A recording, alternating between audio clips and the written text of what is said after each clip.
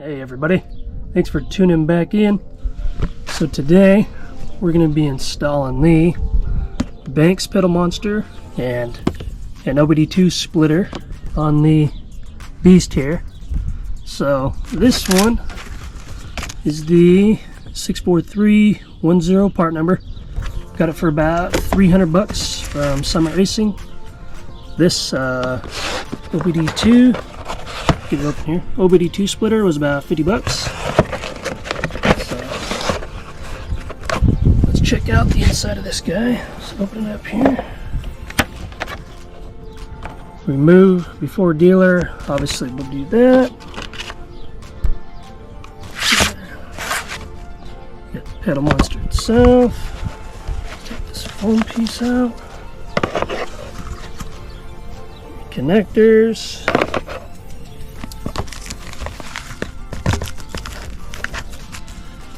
The OBD cable plugs in the back of this. Couple stickers, everybody likes stickers. The 6-pin to 4-pin. Couple zip ties and the instructions. So yeah, that's pretty much it. We're gonna get these batteries disconnected and go from there.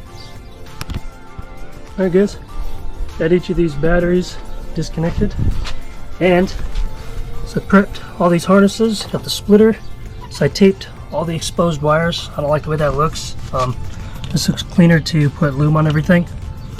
I'll leave in these little spots. Take these guys here. So next we're gonna go disconnect everything in the truck and get it installed. Alright guys, so we're back.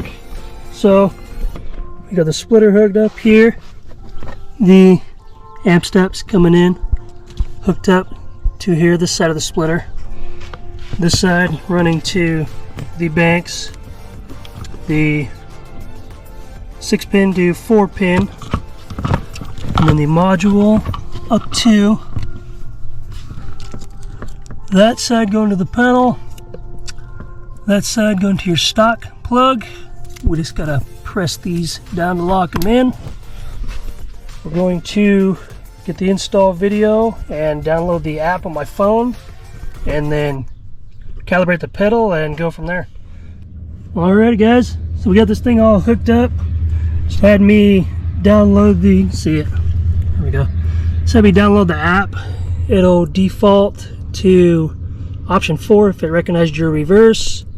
You get the transmission select and then the speed trim. I'll mess with all that stuff.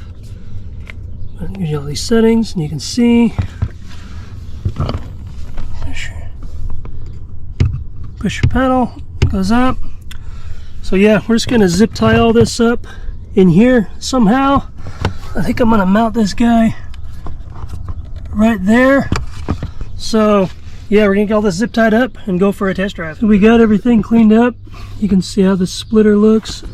It's gonna be hard to show you guys in here, but goes up this way.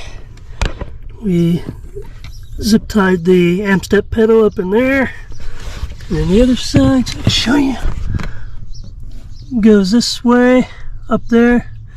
I mounted this pedal monster right there, ran it up, and then just tried to zip tie all this the best I could. You gotta have tiny ass hands to get up in here, but enough to where I can still cut this if I decide to remove it when I take it to the dealer.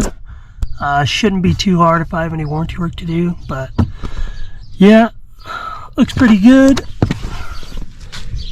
Can't even tell anything's there except for the splitter. So let's go and test this guy out. Alright, so we get the truck started. See, it's running. So you can swap between stock, city, sport, and trek. So city, you go +5. You can see pedal monster's playing a lot more when you hit the gas. So let's go drive it and see. So before we leave here, I forgot to show you guys something on this app. So we're sitting here in park. So check this out. Set the phone right here so you guys can see. Oh shit. can see here, when I go to reverse,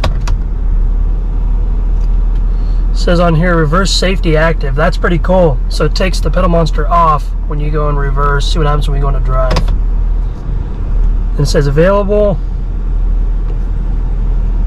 and then connected. So that's pretty cool. We'll go back to reverse, into park. It says available. That's pretty cool. What's up, guys? So quick little thing I forgot to add in here. So with this standalone unit, just the pedal monster and the running the app, not running the iDash or anything, with this app you cannot change modes on the fly while moving or driving. What I learned today, you got to come to a complete stop. It can still be in drive, but the truck has to not be moving in order to change these modes or adjust the sensitivity. It comes up with a little warning. I don't remember what it says, but it's a warning saying, nah, you can't move, or truck cannot be in motion, or something like that. So I still thought I'd add that in there, though, that if you don't have the iDash, you can't adjust it on the fly. So there's that. All right, guys. So we're sitting here parked. So been driving this a little bit, tried on a few different modes, kind of dialed it up and down. Yeah, this thing is pretty good. It's crazy. So where you used to have, like, you push that pedal, like there's a little bit of a delay, there's nothing. This completely gets rid of that. Like as soon as you push it, like it's instant response. Obviously the higher you go, the more response. I haven't tried it on track 10 yet, but I might have to check it out. But yeah, as far as that though, so far I'm loving it. It was a pretty easy install. Like the hardest thing is tying all the wires up and stuff in there up under the dash. But other than that, I think it's very worth 300 bucks, especially with vehicles nowadays that have the drive-by-wire, that there's like a built-in delay of the throttle.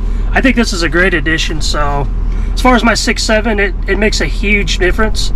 Yeah, if you guys got an extra 300 bucks burning a hole in your pocket, I guess go snag one. Yeah, that's about all I could say, is go get one, check it out for yourself. It works great. Banks, you guys make a great product as always.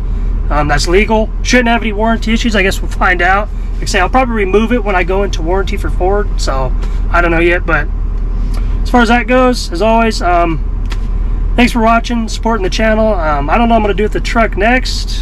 Who knows? So if I do, you guys will know, because I'll be an upload. So as always, thanks for watching, and we'll see you guys on the next one.